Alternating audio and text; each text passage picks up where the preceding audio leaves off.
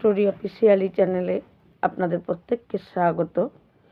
আজকে মহাশিবরাত্রি এবং এই শিবরাত্রিতে প্রত্যেকের জন্য অনেক শুভেচ্ছা এবং শুভকামনা। ভগবান শিব তিনি অল্পে সন্তুষ্ট হন, প্রত্যেকের পুজোর মাধ্যমে তিনি যাতে প্রত্যেকের মনের ইচ্ছা পূর্ণ করে, এটাই আমি ভগবানের কাছে কামনা করি। আজকে আমি শিবেরই একটা ছোট্ট কাহিনী বলছি। একজন শিকারী, অথচ সে প্রকৃত হিংস্র ছিল না, কিন্তু পরিবারের তার অন্ধ মা বাবা এবং ছোট ছোট তার সন্তান এবং একজন সুন্দর এবং তার পতিব্রতা একজন নারী, তার স্ত্রী, কিন্তু ওই ব্যাধ তিনি ছিলেন একমাত্র ওই সংসারের তাদের খেদা মেটানোর জন্য এবং সংসারের তাদের দায়িত্ব ভরণ পোষণের সমস্ত কাঁধে তারই ছিল ভার। কিন্তু জঙ্গলে তিনি গিয়ে শিকার করতেন এবং সেটা দিয়েই পরিবারের সবার ভোজন হতো। কিন্তু একবার অনাবৃষ্টিতে সেই জঙ্গল নষ্ট হয়ে যায়, পশুরা অন্য জঙ্গলে সবাই চলে যায়। 7 দিন ধরে সেই ব্যাধ সে কোনো শিকার পায় না। শিকার না পাওয়াতে সে তার পরিবারের এই কষ্ট এবং ছোট ছোট সন্তানরা খিদার জ্বালাতে যে কষ্ট পাচ্ছে তা সে আর চোখে দেখতে পাচ্ছে না। অন্ধ মা বাবা কাঁপছে খিদাতে, কিন্তু তার পত্নী তখনও শান্ত হয়ে এবং চেষ্টা করছে তাদেরকে কোনো রকমে বাঁচিয়ে রাখার জন্য, একটু জল বা তাদেরকে আশ্বাস দিচ্ছে যে একটু পরেই খাবার আসবে, তোমাদেরকে খেতে দেব। এই রকম পরিস্থিতির মধ্যে থেকে যখন 7 দিন সে সেই জঙ্গলে শুকিয়ে যাওয়ার জন্য শিকার পায় না, সেই একদিন সে শিকারের জন্য সে যখন রাতের বেলা যায়, সেই দিনটি ছিল ফাল্গুন মাসের কৃষ্ণপক্ষ এবং চতুর্দশী শিবরাত্রির দিন।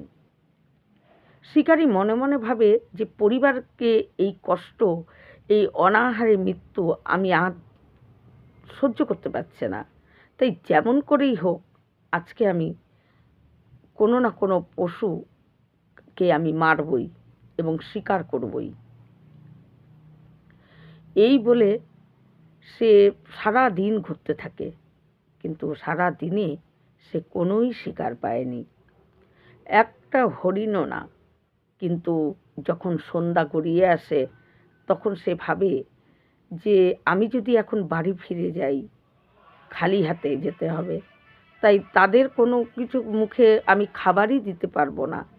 কিন্তু ওই ছোট ছোট আমার সন্তানদের এই কষ্টও আমি সহ্য করতে পারবো না, এবং অন্ধ মা বাবা তাদেরও এই অনাহারে বৃদ্ধ বয়সে এই যে কষ্ট, তাই খালি হাতে আমি কি করে যাই, তাই যতই যা হোক আমি বাড়ি ফিরবো না।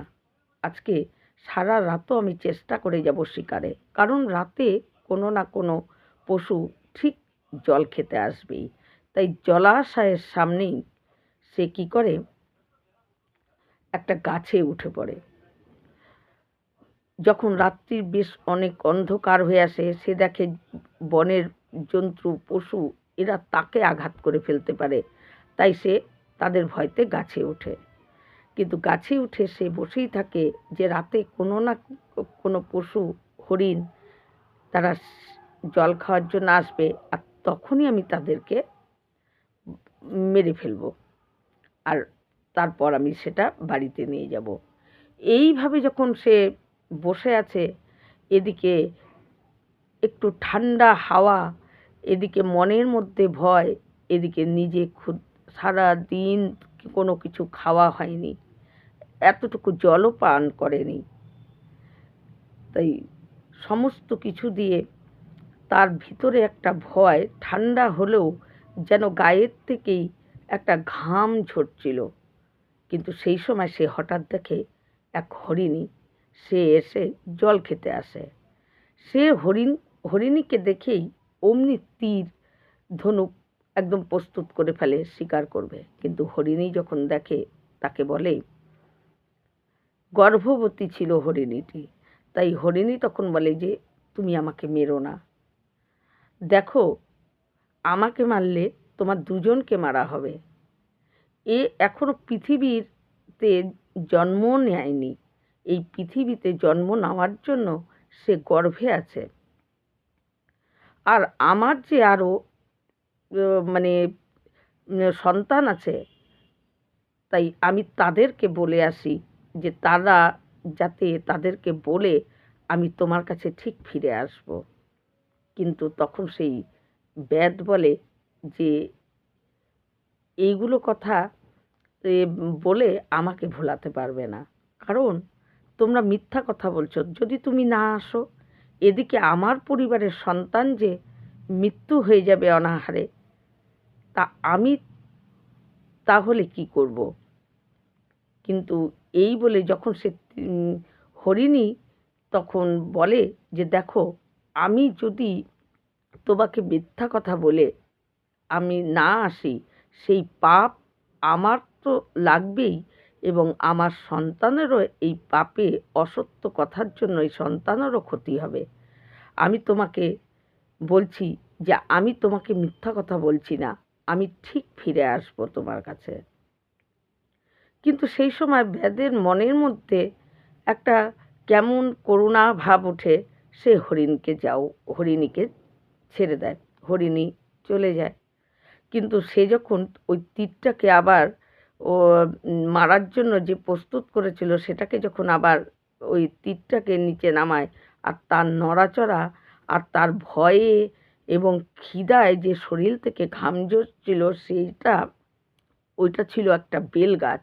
আর ওই শুকনো কিছু বেল পাতা তার নড়াচড়াতে শিবের মাথায় গিয়ে ওই শিবলিঙ্গর মধ্যে পড়ে, আর তার গায়ের থেকে ভয়ে খিদায় যে একটা ঘামের মতন তার শরীর থেকে বেরোচ্ছিল, সেই ঘামও এক ফোঁটা শিবের মাথায় পড়ে। এতে তার প্রথম প্রহরের, নিজের অজান্তেই প্রথম প্রহরের পুজো হয়ে যায়। এবং যখনই তার প্রথম প্রহরের পুজো হয়ে যায়, শিবের কৃপায় যেন তার মনে একটু করুণার মতন, ব্যাধ হলেও, তিনি স্বীকার করলেও, তিনি নিজে হিংসার জন্য বা মনের হিংসার থেকে স্বীকার করতো না, তার পরিবারের ভরণ পোষণের জন্যই তার স্বীকার করতে হতো। আর শিবের কৃপা, তার তখন মনটা অনেকটা দয়াপূর্ণ মন হয়ে যায়। তারপরে যখন সে দেখে আর একটা সুন্দর হরিণ সেখানে আসে জল খেতে, সে তাকেও মারতে যায়। কিন্তু সেই হরিণও তাকে বলে যে আমাকে মেরো না, আমাকে মেরো না, আমারকে মারলে আমার সন্তান এবং আমার যে স্বামী, আমি তাকে একটু বলে, তার সঙ্গে একবার দেখা করে তাকে একটু বলে তারপর আমি তোমাকে কাছে আসবো, তখন তুমি আমাকে মেরো। কিন্তু সেই ব্যাদ বলে, তোমরা বেশ সুন্দর আমাকে বোকা পেয়েছ, তোমরা ভাবো আমি মূর্খ, আর তোমাদের এই মিথ্যা ছলনা, এই জঙ্গলে দেখি সব পশুই মিথ্যা ছলনা করে। আরে তোমরা তো পশু, আমার সন্তান এবং আমার পিতা মাতা সবাই অনাহারে তাদের মরতে বসেছে, আর তোমাদেরকে আমি যদি ছেড়ে দেই, তাহলে তো তারা বাঁচবে না। কিন্তু যেহেতু প্রথম প্রহরের শিবের পূজার জন্য শিব তো করুণাময়, তার ভেতরে একটা করুণার মতন হয়, তখন সেই হরিণ বলে, দেখো আমি মিথ্যা কথা বলে নরকে যেতে চাই না, নরকের কষ্ট আমি ভোগ করতে চাই না। আমি তোমাকে যেটা কথা দিয়েছি, আমি ঠিক সেখানে আসবো, আর যদি আমি না আসি, তাহলে আমার সর্বপুণ্য, সেই পুণ্য কাজ আমার নষ্ট হয়ে যাবে। আমি যদি কাউকে কথা দিয়ে সেই কথা না রাখি, তাহলে আমার নরকে যেতে হবে, আর আমার সমস্ত পুণ্য নষ্ট হয়ে যাবে। তাই এই পাপ আমার লাগবে, আমি তোমাকে কথা দিচ্ছি আমি আসব। ব্যাদের মনে আবারও করুণার মতো সৃষ্টি হয়, এবং ব্যাদ ধনুক বাণ রেখে দেয় এবং নড়াচড়া করে, তাতে আবারও শুকনো বেলপাতা গাছ থেকে পড়ে আর ব্যাদের গায়ের থেকে এবং একটু ঘাম রূপে সেই জল শিবলিঙ্গর মাথায় পড়ে। এইভাবে অজান্তেই দ্বিতীয় প্রহরের পুজো সমাপ্তি হয়। সেই হরিণ চলে যায়। তারপরে যে তাদের যে এই হরিণের যে স্বামী, সে তখন এইভাবে দ্বিতীয় প্রহর রাত শেষ হয়ে যাওয়ার পর যখন তৃতীয় প্রহর আরম্ভ হয়, সেই সময় সেই আর একজন হরিণ আসে। সেই হরিণীও তাকে বলে যে তুমি আমার অনেক ছোট ছোট সন্তান আছে, আমি তাদেরকে বলে এবং তাদের পিতাকে আমি বলে দিই যে তাদেরকে কি করে পালন করতে হবে, সেইগুলো আমি বলে আমি তোমার কাছে আসছি। আর ওই ব্যাত সেই হরিণকেও ছেড়ে দেয় তার কথা মতো। তাকে যখন ছেড়ে দেয় এবং আবার যখন সে নড়াচড়া করে বসে এবং তার খিদার জ্বালায় এবং পিতামাতার ওই কষ্টের জন্য তার চোখ দিয়ে জল পড়তে থাকে, আর সেই জল শিবলিঙ্গর উপরে পড়ে আর তার নড়াচড়ায় কিছু বেলপাতা পড়ে। এরপরে তার তৃতীয় প্রহরে তার অজান্তেই তার তৃতীয় প্রহরের পুজো সমাপ্তি হয়ে যায়। চতুর্থ প্রহরে যখন নাকি সে দেখে যে এই হরিণগুলোর যে স্বামী, সে তখন আসে, কিন্তু তাকে যখন মারতে যায় তখন সে বলে যে দেখো, আমি আমার স্ত্রীদেরকে সঙ্গে দেখা করে আমি তোমার কাছে আসছি। কিন্তু সেই সময় বেদার সে তাকে ছাড়তে চায় না, বলে দেখো তোমরা প্রত্যেকেই বনের আমাকে বোকা পাইয়ে তোমরা প্রত্যেকে চলে যাচ্ছ, কিন্তু আমি এইভাবে ছেড়ে দিলে আমার পরিবারের সবাই তো মৃত্যু হয়ে যাবে না খেয়ে, তাই তোমরা আমাকে এইভাবে বারবার বলছো। তখন সে বলে যে দেখো, সত্য উপরই এই সর্বশ্রেষ্ঠ হলো ঈশ্বরকে সত্য বলেই জানে। তাই তোমাকে আমি যে কথা দিলাম, আমি যদি সেই সত্য মিথ্যা কথা বলি, তাই সমস্ত পাপ তো আমার হবে। যত রকম খারাপ কর্ম পাপ, সেই পাপ আমার লাগবে।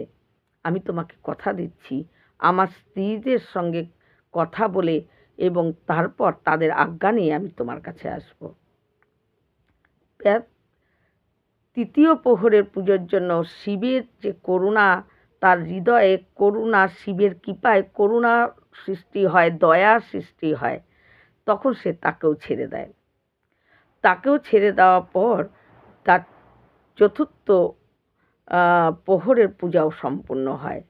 যখন চতুর্থ পুজো সম্পূর্ণ হয়, তখন ওই সমস্ত হরিণ, 4টা হরিণই তার কাছে আসে, এসে ব্যাতকে বলে তোমাকে কথা দিয়েছিলাম না আমরা ফিরে আসব, তাই তুমি এবার আমাদেরকে মারতে পারো। তখন ব্যাত যখন ধনুক রেডি প্রস্তুত করে তাদেরকে মারার জন্য, কিন্তু ব্যাত তখন তার মনের মধ্যে এমন এক দয়া, একটা করুণা ভাব উঠে, আর সে চিন্তা করে যে একটা সামান্য পশু, সেই পশু বলছে যে তোমরা আমাকে এবার তুমি আমাকে মারো, যদি আমাকে মেরে তোমার পরিবারের প্রত্যেককে সদস্য জীবিত থাকে, এর থেকে পুণ্য কাজ আর কি হতে পারে। হে ব্যাদ, আমরা সবাই এসেছি, তুমি আমাদেরকে একে একে মেরে নিয়ে যাও। এতে যদি তোমার সন্তান, তোমার মা বাবা, তোমার স্ত্রী, তারা বেঁচে থাকে আমাদেরকে খেয়ে ভোজন করে, তাই এর থেকে বড় পুণ্যের কাজ তো আর কিছু না। এই কথা যখন শোনে, তখন ব্যাধের মনের মধ্যে একটা করুণা সৃষ্টি হয় যে আমি মানব হয়ে করলামটা কি, আমি মানব হয়ে একটা পশুর মতন কাজ করছি, আর একজন পশু তারা আমাদেরকে ভোজন করানোর জন্য করেও তারা ভাবছে যে এর থেকে বড় সৌভাগ্য কি, একটা পরিবারকে আমার মৃত্যু হলেও যদি একটা পরিবার বেঁচে যায়, এর থেকে পুণ্য কাজ আর কী হতে পারে ব্যাতকে। তাই তারা সবাই দাঁড়িয়ে আছে যে আমাকে মারো, আমাকে মারো বলছে। ব্যাত তখন তার মনের মধ্যে তখন তার এই ভাব, সে ভাবতে থাকে যে আমি মানুষ হয়ে এদেরকে মেরে আমি পেট ভরানোর জন্য চিন্তা করছি, আর এরা নিজেদের প্রাণ দিয়েও অন্যের উপকার করার জন্য এরা আমার কাছে চলে এসেছে।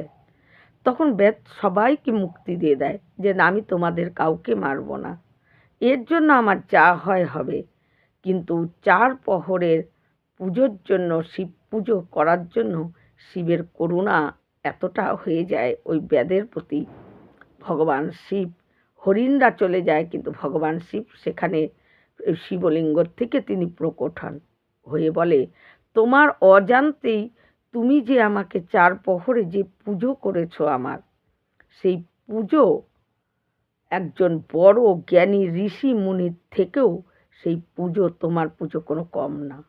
কিন্তু সেই ব্যাদ অবাক হয়ে যায়, কারণ ব্যাদ তো পুজোই করেনি, কিন্তু ভগবান শিব তিনি তো আশুতোষ, অল্পে সন্তুষ্ট হয়। তাই ব্যাদের নড়াচড়ায় তার মাথায় বেলপাতা, চোখের জল আর শরীরের ঘাম, এই হলো জল। আর ওই শুকনো পাতা তার নড়াচড়ায় শিবলিঙ্গর মাথায় পড়েছে, তাতেই শিব প্রকট হয়ে যায়। শিব বলে এবার তুমি কি চাও আমার কাছে বলো, তোমার পুজোতে আমি সন্তুষ্ট। তখন সেই ব্যাদ বলে যে আমি ধন বৈভব কোনো কিছু চাই না, আপনি যেরকম আমাকে দেখা দিয়েছেন, আমার প্রতি সন্তুষ্ট হয়েছেন, তাই আমি এই ধন দৌলত আর অন্য কোনো কিছু চাই না। আমি যেন আমার এই হাত দিয়ে আর কোনো দিন কোনো রক্ত আমার এই হাতে না লাগে। আমার মনের মধ্যে এমন এক করুণার আপনি আমাকে দান করুন, আমি যেন আমার হাত দিয়ে যেন কোনো কারো মৃত্যু না হয়, আমি যেন এই হাত দিয়ে কোনো পশুকে বা কাউকে মারার মতো আমার ইচ্ছাই না হয়। আর আপনি আমার ভিতরে এই দয়া, এই করুণাই আমাকে দান করুন। আমি টাকা পয়সা, ধন দৌলত কোনো কিছু চাই না বলে শিবের পা জড়িয়ে ধরে যখন ওই ব্যাদ প্রণাম করে, আর শিব ব্যাদের প্রতি এতটা সন্তুষ্ট হয়, ভগবান শিব বলে যে তাই হবে, তোমার এই হাত দিয়ে আর কোনো দিন পশু হত্যা হবে না, তাই হবে বলে ভগবান শিব অন্তর্ধান হয়ে যায়। আর সেই ব্যাদ যখন বাড়িতে আসে তখন সে আশ্চর্য হয়ে যায়, দেখে তার ওই ভাঙা ভগ্ন কুটিরটি, সেই কুটির স্বর্ণ প্রাসাদের মতন হয়ে গেছে, সোনার প্রাসাদ। আর ঘরে ঢুকে দেখে তার অন্ধ মা বাবার চোখের দৃষ্টি তারা দেখতে পাচ্ছে, এবং তারই সন্তানরা তার মা বাবার সাথে সুন্দর করে খেলা করছে। তার স্ত্রী, সে শান্তভাবে, এবং তার ওই ছেঁড়া শাড়ি, নোংরা শাড়ি ওই রকম পরিধান করে নেই, সে ভালো শাড়ি এবং সমস্ত কিছু তার ঘরে পরিপূর্ণ। এবং ব্যাদ যখন ঢুকে তখন দেখে স্বর্ণ প্রাসাদের মধ্যে অনেক ধন রত্ন তার ঘরের মধ্যে ভর্তি মজুত করা।